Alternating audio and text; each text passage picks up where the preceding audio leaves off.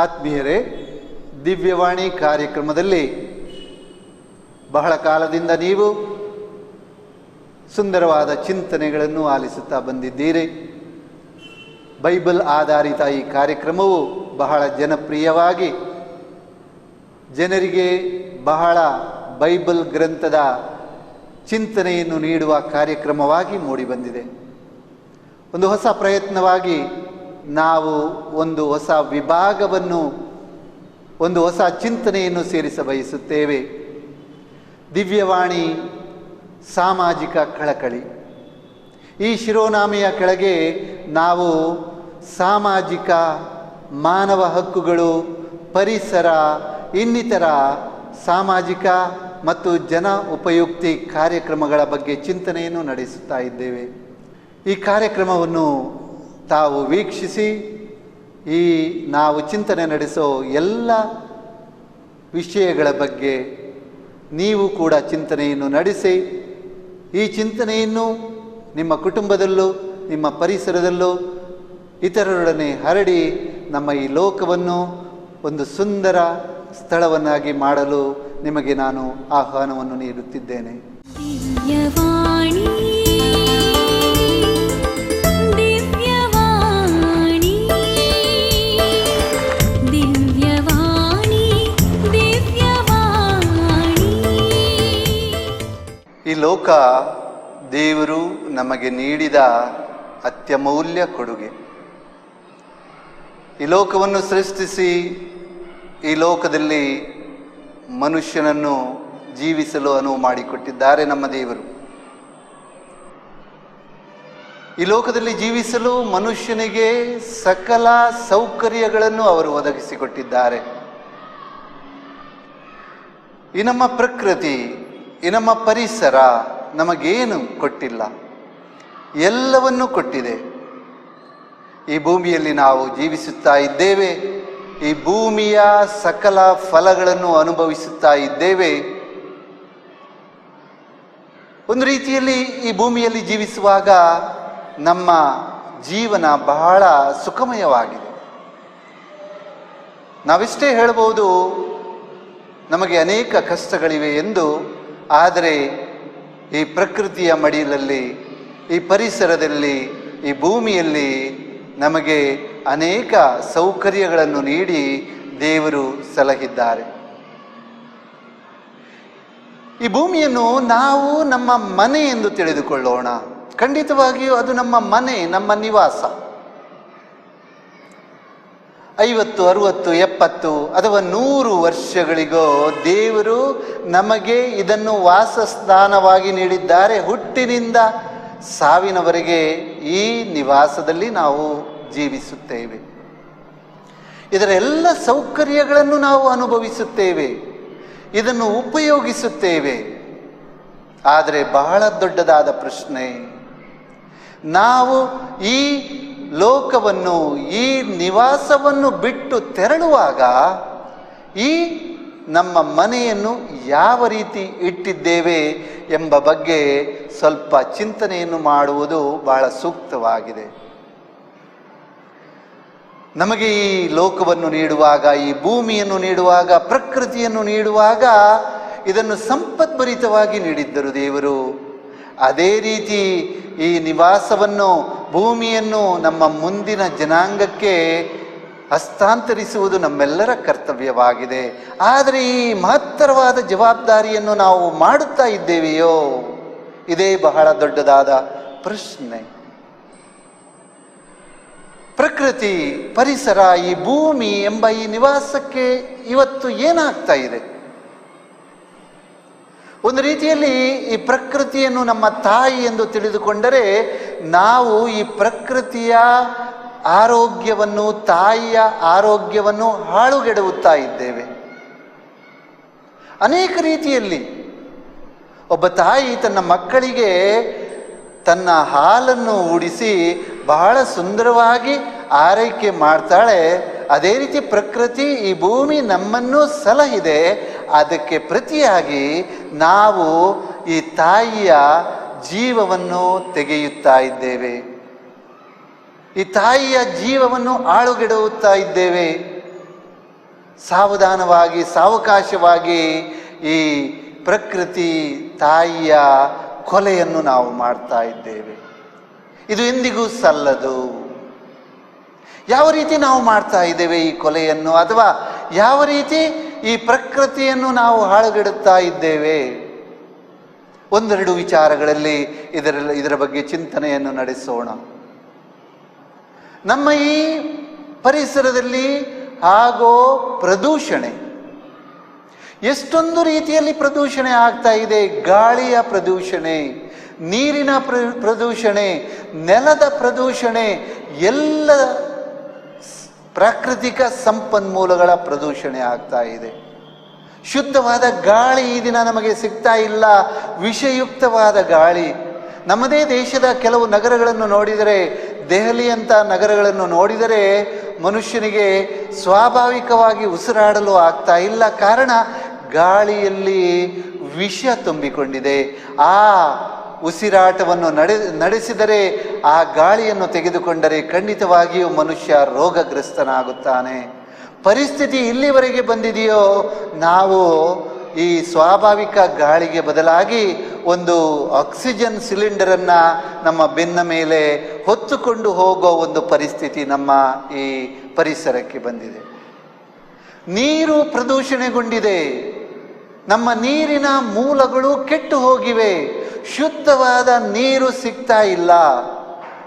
ಕೆಲ ವರ್ಷಗಳ ಕಾಲ ಹಿಂದಕ್ಕೆ ಹೋದರೆ ನಾವು ನಮ್ಮ ಬಾಲ್ಯದಲ್ಲಿ ಸಿಕ್ಕಿದ ತೊರೆಯ ನೀರನ್ನು ಕುಡಿಯುತ್ತಾ ಇದ್ದೆವು. ಸಿಕ್ಕಿದ ಬಾವಿಯ ನೀರನ್ನು ನಾವು ಕುಡಿಯುತ್ತಾ ಇದ್ದೆವು. ಸಿಕ್ಕಿದ ನಳ್ಳಿಯಿಂದ ನಾವು ಕುಡಿಯುತ್ತಾ ಇದ್ದೆವು. ಯಾವುದೇ ರೋಗ ಅಥವಾ ಅಪಾಯ ಇದರಲ್ಲಿ ಇರಲಿಲ್ಲ.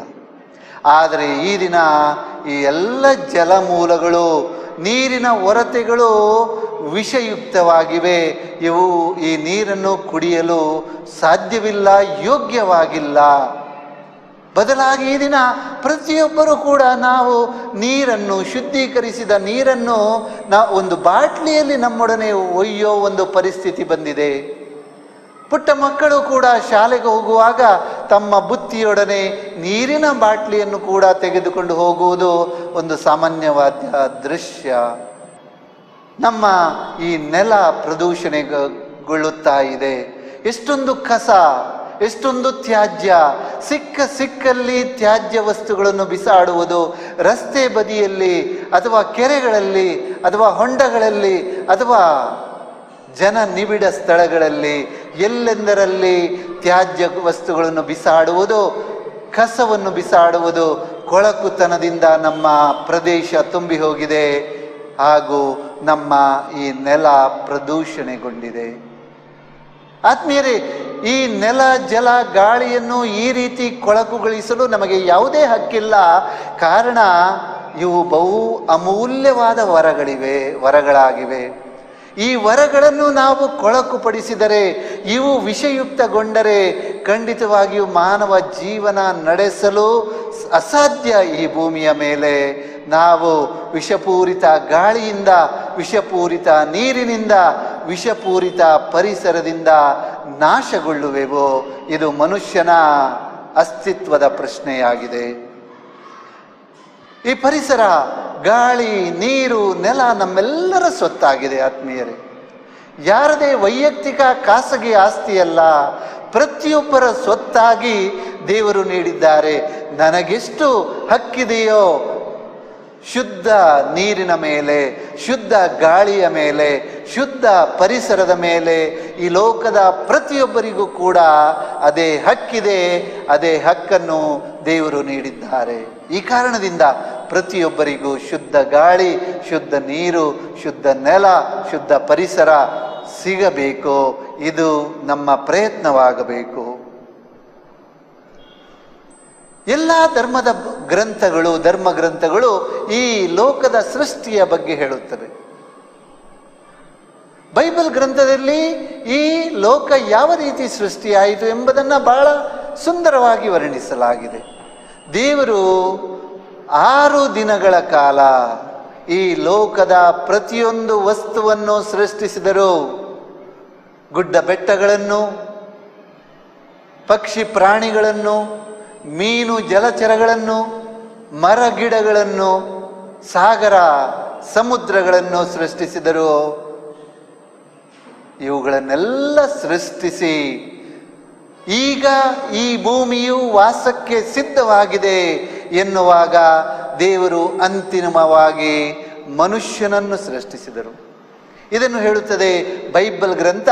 ಸೃಷ್ಟಿಯ ಕೊನೆಯಲ್ಲಿ ಬಂದವನು ಮಾನವ. ಆತ್ಮೀಯರೇ, ಇಲ್ಲೊಂದು ಬಹಳ ಗಹನವಾದ ಒಂದು ಗುಟ್ಟು, ಗಾಢವಾದ ಒಂದು ಗುಟ್ಟು ಅಡಗಿದೆ ಈ ಬೈಬಲ್ ಗ್ರಂಥದ ಈ ಮಾತುಗಳಲ್ಲಿ. ಮನುಷ್ಯ ಈ ಲೋಕಕ್ಕೆ ಬಂದವನು ಕಟ್ಟ ಕಡೆಯವನಾಗಿ.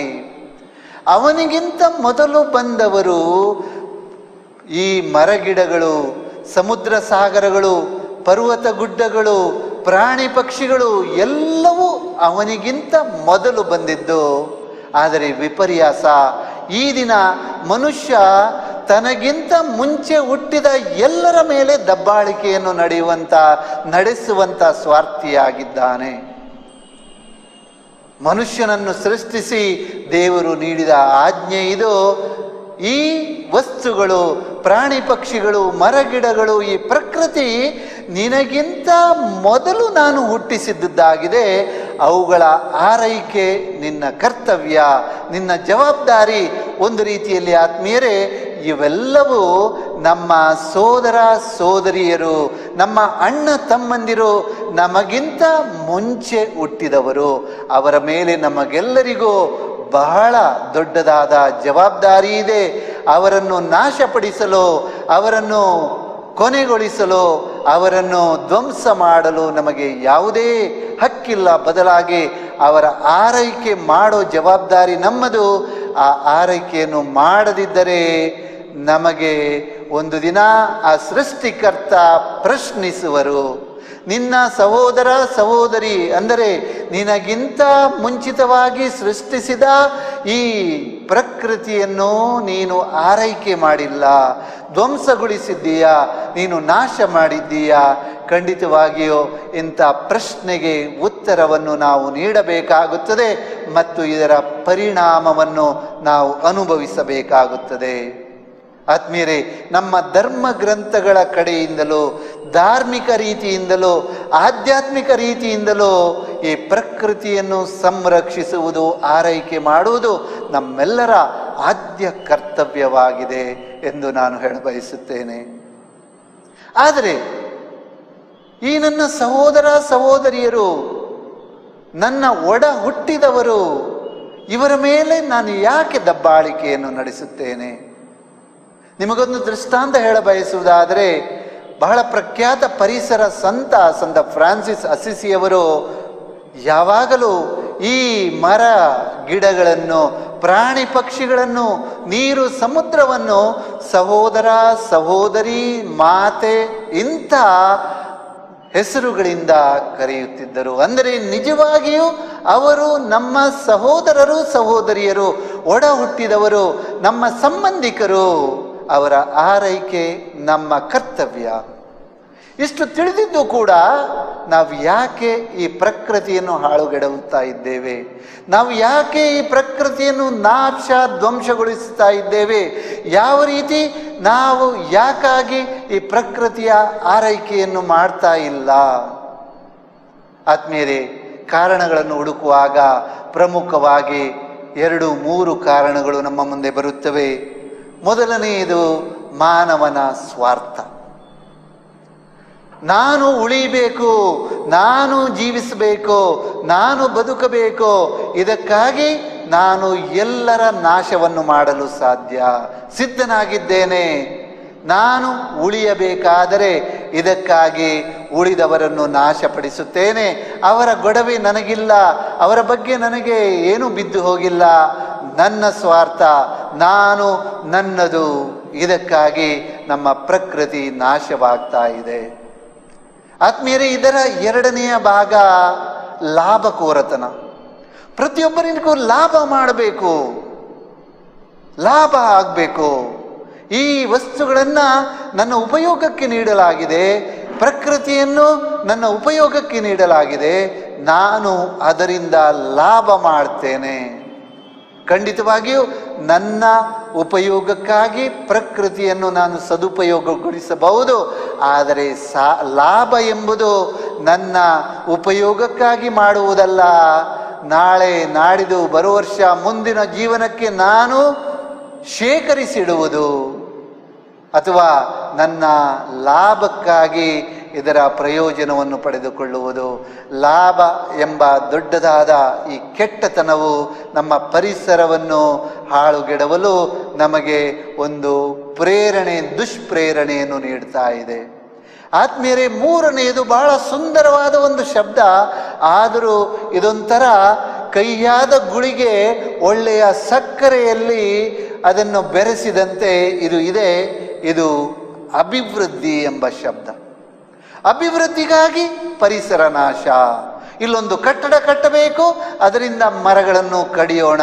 ಇಲ್ಲೊಂದು ರಸ್ತೆ ಮಾಡಬೇಕು, ಅರಣ್ಯವನ್ನು ನಾಶಪಡಿಸೋಣ. ಇಲ್ಲೊಂದು ನಗರವನ್ನು ಕಟ್ಟಬೇಕು, ಎಲ್ಲವನ್ನು ಧ್ವಂಸಗೊಳಿಸೋಣ. ನಮಗೆ ಕಬ್ಬಿಣದ ಅದಿರಬೇಕು, ಚಿನ್ನದ ಅದಿರಬೇಕು, ನಾವು ಗುಡ್ಡ ಬೆಟ್ಟಗಳನ್ನು ಅಗೆದು ಹಾಳುಗೆಡವೋಣ. ಅಭಿವೃದ್ಧಿಗಾಗಿ ನಮ್ಮ ಪ್ರಕೃತಿ ಪರಿಸರ ನಾಶವಾಗ್ತಾ ಇದೆ. ಮತ್ತು ನಾಶವಾದುದು ಪುನಶ್ಚೇತನಗೊಳ್ಳೋದಿಲ್ಲ, ನಾಶವಾಗಿ ಹೋಗುತ್ತದೆ. ಆತ್ಮೀಯರೇ, ಈ ಮೂರು ಕೆಟ್ಟ ವಿಚಾರಗಳು, ನಿಜವಾಗಿಯೂ ಕೆಟ್ಟ ವಿಚಾರಗಳು, ಸ್ವಾರ್ಥ, ಲಾಭಕೋರತನ ಮತ್ತು ಅಭಿವೃದ್ಧಿಯ ಹೆಸರಲ್ಲಿ ನಾವು ಮಾಡೋ ಕೆಟ್ಟತನ, ಇವುಗಳನ್ನು ನಾವು ಬಿಟ್ಟು ಬಿಡಬೇಕು. ಮೊದಲನೆಯದಾಗಿ ಇದರ ಬಗ್ಗೆ ಅರಿವು ನಮಗೆ ಬರಬೇಕು. ಇವು ಒಳ್ಳೆಯತನದ ಪೋಷಾಕಿನಲ್ಲಿ ಇರೋ ಕೆಟ್ಟ ವಿಚಾರಗಳು. ಯಾವುದೇ ಒಂದು ಒಳ್ಳೆಯತನ ನನ್ನ ಪ್ರಕೃತಿ, ನನ್ನ ಸಹೋದರ ಸಹೋದರಿ, ನನ್ನ ಹುಟ್ಟಿದವರ ನಾಶಕ್ಕೆ ಕಾರಣ ಆಗುವುದಾದರೆ ಅದು ಒಳ್ಳೆಯತನ ಆಗಲು ಸಾಧ್ಯವಿಲ್ಲ. ಅದು ಕೆಟ್ಟತನ ಎಂಬುದನ್ನು ನಾವು ಅರಿತುಕೊಳ್ಳಬೇಕು. ಈ ಪರಿಸರ ಸಂರಕ್ಷಣೆ ಯಾವ ರೀತಿ ಮಾಡೋಣ? ಬಹಳ ತಳಸ್ಪರ್ಶಿಯಾಗಿ ಮೂಲತವಾಗಿ ನಮ್ಮ ಜೀವನದ ರೀತಿ ಬದಲಾಗಬೇಕು. ನಮ್ಮ ಯೋಚನಾ ಲಹರಿ ಬದಲಾಗಬೇಕು, ಯೋಚನೆಯ ರೀತಿ ಬದಲಾಗಬೇಕು. ಈ ಪ್ರಪಂಚ, ಈ ಪ್ರಕೃತಿ ನಾನು ಬೇಕಾದಾಗೆ ಉಪಯೋಗಿಸಲು ಇರೋ ಪ್ರಕೃತಿ ಅಲ್ಲ. ಬದಲಾಗಿ ಮಾನವನ ಉಪಯೋಗಕ್ಕಾಗಿ, ಸದುಪಯೋಗಕ್ಕಾಗಿ ಇಂಥ ಚಿಂತನೆ ನನಗೆ ಬರಬೇಕು. ಈ ಪ್ರಾಕೃತಿಕ ಸಂಪನ್ಮೂಲಗಳು ಒಂದು ಸಲ ಮುಗಿದು ಹೋದರೆ ಮತ್ತೆ ಮರುಪೂರಣಗೊಳ್ಳೋದಿಲ್ಲ. ಬದಲಾಗಿ ನಾವು ಕಳೆದುಕೊಳ್ಳಬೇಕಾಗುತ್ತದೆ. ನಮ್ಮ ಯೋಚನೆ ಬದಲಾಗಬೇಕು, ನಮ್ಮ ಜೀವನ ರೀತಿ ಬದಲಾಗಬೇಕು. ದಿನನಿತ್ಯಲೂ ಯಾವ ರೀತಿ ನಾವು ಜೀವಿಸ್ತೇವೆ, ನಮ್ಮ ಜೀವನದಲ್ಲಿ ಪರಿವರ್ತನೆಯಾಗಬೇಕು. ಯಾವ ರೀತಿ ನಮ್ಮ ಯೋಚನೆಯಲ್ಲಿ ಪರಿವರ್ತನೆಯಾಗಬೇಕೋ ಅದೇ ರೀತಿ ಜೀವನದಲ್ಲಿ ಕೂಡ ಪರಿವರ್ತನೆಯಾಗಬೇಕು. ನಾವೆಲ್ಲರೂ ಬಹಳ ಹೆಮ್ಮೆಯಿಂದ ಹೇಳುತ್ತೇವೆ, ಸ್ವಚ್ಛಮೇವ ಜಯತೆ. ನಮ್ಮ ಪರಿಸರವನ್ನು ನಿರ್ಮಲವಾಗಿ ಇರಿಸೋ ಬಹಳ ದೊಡ್ಡದಾದ ಘೋಷಣೆ. ಆತ್ಮೀಯರೇ, ಇದು ಕೇವಲ ಘೋಷಣೆಯಾಗಿ ಉಳಿದರೆ ಯಾವುದೇ ಪ್ರಯೋಜನವಿಲ್ಲ. ಸ್ವಚ್ಛತೆ ನಮ್ಮ ಜೀವನದಲ್ಲಿ ಇರಬೇಕು. ಯಾವ ರೀತಿ ಇಂಗ್ಲಿಷ್ ಭಾಷೆಯ ಈ ಪದ ಹೇಳುತ್ತದೋ, cleanliness is next to godliness. ದೈವತ್ವದ ನಂತರ ಬರುವುದು ಈ ನಿರ್ಮಲತ್ವ. ಇದನ್ನು ನಿಜವಾಗಿ ನಾನು ಅರ್ಥ ಮಾಡಿಕೊಳ್ಳಬೇಕು. ನನ್ನ ಜೀವನ, ನನ್ನ ಖಾಸಗಿ ಜೀವನ, ವೈಯಕ್ತಿಕ ಜೀವನ, ನನ್ನ ಪರಿಸರ, ನನ್ನ ಸುತ್ತಮುತ್ತ, ನನ್ನ ಮನೆ, ನನ್ನ ವಠಾರ ಯಾವ ರೀತಿ ನಾನು ಸ್ವಚ್ಛವಾಗಿ ಇಡುತ್ತೇನೆ. ವಿಪರ್ಯಾಸವೆಂದರೆ ನಮ್ಮ ಮನೆಯನ್ನು ನಾವು ಸ್ವಚ್ಛವಾಗಿ ಇಟ್ಟು ಗುಡಿಸಿ ಸಿಕ್ಕಿದ ಕಸವನ್ನು ಹೋಗಿ ಇನ್ನೊಬ್ಬರ ವಠಾರಕ್ಕೆ ಹಾಕುವುದು. ವಿಪರ್ಯಾಸವೆಂದರೆ ನಮ್ಮ ಸ್ವಚ್ಛತೆಯ ವ್ಯಾಖ್ಯಾನ ಇದಾಗಿದೆ. ಆತ್ಮೀಯರೇ, ಸ್ವಚ್ಛಮೇವ ಜಯತೆ ಇದು ನಿಜವಾಗಿ ಒಂದು ಘೋಷಣೆ ನಮ್ಮ ಜೀವನದಲ್ಲಿ, ಖಾಸಗಿಯಾಗಿ, ವೈಯಕ್ತಿಕವಾಗಿ ಮತ್ತು ಸಾಮಾಜಿಕ ಜೀವನದಲ್ಲಿ ನಮಗೆ ಬರಬೇಕು. ಸ್ವಾಭಾವಿಕ ಸಂಪನ್ಮೂಲಗಳು, ಇವುಗಳನ್ನು ಯಾವ ರೀತಿ ಜಾಗರೂಕತೆಯಿಂದ ನಾವು ಉಪಯೋಗಿಸಬಹುದು, ಅನೇಕ ವಿಷಯಗಳನ್ನು ಹೇಳಬಹುದು. ಉದಾಹರಣೆಗೆ ಪೆಟ್ರೋಲ್, ಡೀಸೆಲ್ ಇಂಥ ಇಂಧನಗಳು ನಮಗೆ ಬೇಕಾದಷ್ಟು ಸಿಗೋದಿಲ್ಲ. ಒಂದು ಸಲ ಮುಗಿದು ಹೋದವು ಎಂದರೆ ಮತ್ತೆ ಸಿಗೋದಿಲ್ಲ. ಇಂಥವುಗಳನ್ನು ಯಾವ ರೀತಿ ನಾವು ಉಪಯೋಗಿಸುತ್ತೇವೆ? ಮನೆಯಲ್ಲಿ 4 ಜನ ಇದ್ದರೆ 4 ಜನರಿಗೆ 4 ವಾಹನಗಳು, ಅಥವಾ ಒಂದು ವಾಹನ ಇದ್ದರೂ ಕೂಡ ಒಂದು ವಾಹನ ಅದನ್ನು ಉಪಯೋಗಿಸದೆ ನಾನು ಸಾರ್ವಜನಿಕ ಸಂಪರ್ಕ ಈ ವಾಹನಗಳನ್ನು ಉಪಯೋಗಿಸೋದಿದ್ದರೆ ಎಷ್ಟೊಂದು ಇಂಧನವನ್ನು ನಾನು ಉಳಿಸಬಹುದು. ಇಲ್ಲಿಂದ ಕೇವಲ 4 ಹೆಜ್ಜೆಗಳು ಚರ್ಚಿಗೆ ಹೋಗಲು, ಮಾರ್ಕೆಟಿಗೆ ಹೋಗಲು ನನಗೆ ವಾಹನವನ್ನು ಬಳಸುತ್ತೇನೆ. ಅದರ ಬದಲಿಗೆ ನಾನು ನಡೆದುಕೊಂಡು ಹೋದರೆ ಈ ವಾಹನದ ಇಂಧನ ಉಳಿಯಿತು, ಅದೇ ರೀತಿ ನನ್ನ ಆರೋಗ್ಯ ಕೂಡ ಒಳ್ಳೆಯದಾಯಿತು. ಎಷ್ಟೋ ರೀತಿಯಲ್ಲಿ ನಾವು ಈ ಒಳ್ಳೆಯ ಸಂಪನ್ಮೂಲಗಳನ್ನು, ಪ್ರಾಕೃತಿಕ ಸಂಪನ್ಮೂಲಗಳನ್ನು ಉಳಿಸಬಹುದು. ವಿದ್ಯುತ್ ಶಕ್ತಿಯನ್ನು ನೋಡಿ, ನಮ್ಮ ಮನೆಯಲ್ಲಿ ವಿದ್ಯುತ್ ಶಕ್ತಿ ಇದೆ, ಬಹಳ ಮುಖ್ಯ. ಲೈಟು, ಫ್ಯಾನು ಇವೆಲ್ಲ ಇರಬೇಕು. ಆದರೆ ನಮ್ಮ ವಿದ್ಯುತ್ ದೀಪಗಳು ಯಾವ ರೀತಿ ಉರಿತಾ ಇವೆ? ನಮ್ಮ ಮನೆಯಲ್ಲಿ ನಾವಿರೋದು ಒಂದು ರೂಮಲ್ಲಾದರೂ 8 ರೂಮುಗಳಲ್ಲಿ ಈ ದೀಪವು ಬೆಳಗುತ್ತಾ ಇರುತ್ತದೆ. ನಾವು ಇರೋದು ಒಂದು ಹಾಲಲ್ಲಿ ಆದರೂ ಒಂದು ಫ್ಯಾನಿನ ಬದಲಾಗಿ ಇಡೀ ಮನೆಯ ಎಲ್ಲ ಫ್ಯಾನುಗಳು ತಿರುಗುತ್ತಾ ಇರುತ್ತವೆ. ನಮಗೆ ತಂಪು ಬೇಕಾಗಿರುವುದು ಕೆಲ ಸಮಯ, ಆದರೂ ಕೂಡ ನನ್ನ ಕಚೇರಿಯ AC 12 ಗಂಟೆ ಕೆಲಸ ಮಾಡ್ತಾ ಇರ್ತದೆ. ಆತ್ಮೀಯರೇ, ಎಷ್ಟೊಂದು ವಿದ್ಯುತ್ ಶಕ್ತಿಯನ್ನು ನಾವು ಪೋಲು ಮಾಡುತ್ತೇವೆ. ಈ ವಿದ್ಯುತ್ ಶಕ್ತಿಗೆ ನಾವು ಬಿಲ್ಲನ್ನು ಕಟ್ತೇವೆ ಅಂತ ನಾವು ಹೇಳ್ಬೋದು, ಆದರೆ ಈ ಬೆಳಕಿನ ಮೂಲವೇ ಇಲ್ಲದ ಲಕ್ಷಾಂತರ ಕೋಟ್ಯಾಂತರ ಜನ ಇದ್ದಾರೆ. ಸೀಮೆಎಣ್ಣೆ ಬುಡ್ಡಿಯಲ್ಲಿ ಈ ದಿನ ವಿದ್ಯಾಭ್ಯಾಸವನ್ನು ನಡೆಸುವವರು ಮತ್ತು ಸೀಮೆಎಣ್ಣೆ ಕೂಡ ಸಿಗದವರು ಕತ್ತಲಲ್ಲಿರೋ ಜನ ಇದ್ದಾರೆ. ಇಂಥ ಪರಿಸ್ಥಿತಿಯಲ್ಲಿ ಯಾವ ರೀತಿ ನಾನು ವಿದ್ಯುತ್ ಶಕ್ತಿಯನ್ನು ನಾನು ದುರ್ಬಳಕೆ ಮಾಡಬಹುದು? ಬಹಳ ದೊಡ್ಡದಾದ ಈ ಒಂದು ಪ್ರಶ್ನೆಯಾಗಿದೆ. ಆತ್ಮೀಯರೇ, ಬಹಳ ಗಂಭೀರವಾಗಿ ನಾವು ಚಿಂತಿಸಬೇಕು, ಬಹಳ ಗಂಭೀರವಾಗಿ. ಕಾರಣ, ನಮ್ಮ ಈ ನಿವಾಸ ನಾಶಗೊಳ್ಳುತ್ತಾ ಇದೆ. ಈ ನಿವಾಸವನ್ನು ನಾಶಗೊಳಿಸುವವರು ಯಾರು? ಬೇರೆ ಯಾರೂ ಅಲ್ಲ, ನಾನು ಮತ್ತು ನೀವು. ಜವಾಬ್ದಾರಿ ನಮ್ಮಲ್ಲಿದೆ. ಬಹಳ ಸ್ವಾರಸ್ಯಕರವಾದ ಆದರೂ ಬಹಳ ಗಂಭೀರವಾದ ಒಂದು ವಿಚಾರವನ್ನು ಹೇಳುತ್ತೇನೆ. ಮನುಷ್ಯ ಹುಟ್ಟುವ ಮೊದಲು ಈ ಭೂಮಿ ಇತ್ತು. ಅಂದರೆ ಈ ಭೂಮಿಗೆ ಮನುಷ್ಯನ ಅವಶ್ಯಕತೆ ಇಲ್ಲ. ಆದರೆ ಈ ಭೂಮಿ ಇಲ್ಲದಿದ್ದರೆ ಮನುಷ್ಯ ಜೀವಿಸಲು ಸಾಧ್ಯವಿಲ್ಲ. ಕಾರಣ, ಮನುಷ್ಯನಿಗೆ ಭೂಮಿಯ ಪ್ರಕೃತಿಯ ಅವಶ್ಯಕತೆ ಇದೆ. ಅಂದರೆ ಭೂಮಿ, ಪ್ರಕೃತಿ ನಮ್ಮ ಮೇಲೆ ಹೊಂದಿಕೊಂಡಿಲ್ಲ, ನಾನು ಈ ಪ್ರಕೃತಿ ಪರಿಸರದ ಮೇಲೆ ಹೊಂದಿಕೊಂಡಿದ್ದೇನೆ. ಇದು ಬಹಳ ದೊಡ್ಡದಾದ ಸತ್ಯ. ಆದ್ದರಿಂದ ಈ ಪ್ರಕೃತಿಯನ್ನು, ಪರಿಸರವನ್ನು ಯಾವ ರೀತಿ ಉಳಿಸಬಹುದು, ಯಾವ ರೀತಿ ಈ ಸ್ವಾಭಾವಿಕ ಸಂಪನ್ಮೂಲಗಳನ್ನು ನಾವು ಕಾಪಾಡಬಹುದು? ಬಹಳ ಮುಖ್ಯವಾಗಿ ಈ ದಿನ ಆಧುನೀಕೃತ ಈ ಒಂದು ಜಗತ್ತಿನಲ್ಲಿ ನಡೆಯುವ ವಿಚಾರ. ಈ ದಿನ ನಮ್ಮ ಮಧ್ಯೆ ಯೂಸ್ ಆ್ಯಂಡ್ ಥ್ರೋ ಸಂಸ್ಕೃತಿ ಬಹಳ ಇದೆ. ಯಾವುದೇ ವಸ್ತು ಇರಲಿ, ನಾವು ಕೆಲ ಕಾಲ ಉಪಯೋಗಿಸುತ್ತೇವೆ, ಆ ನಂತರ ಅದನ್ನು ತೆಗೆದು ಬಿಸಾಡುತ್ತೇವೆ. ನಮ್ಮ ಹಿರಿಯರ ಹಿರಿತನ ಏನು ಗೊತ್ತಾ? ಅವರು ಕೆಟ್ಟು ಹೋದ ವಸ್ತುಗಳನ್ನು ಬಿಸಾಡ್ತಾ ಇರಲಿಲ್ಲ. ಒಂದು ಕುರ್ಚಿಯ ಒಂದು ಕಾಲು ಮುರಿದೋದ್ರೆ ಅದನ್ನು ಅಲ್ಲೇ ಜೋಡಿಸಿ ಮತ್ತೆ ಉಪಯೋಗಿಸ್ತಾ ಇದ್ರು. ಒಂದು ಪಾತ್ರೆ ಏನಾದರೂ ತುಂಡಾದರೆ ಅದಕ್ಕೆ ಏನೋ ಮೇಣ ಅಥವಾ ಗಮ್ಮನ್ನು ಹಾಕಿ ಮತ್ತೆ ಅದನ್ನು ಉಪಯೋಗಿಸ್ತಾ ಇದ್ರು.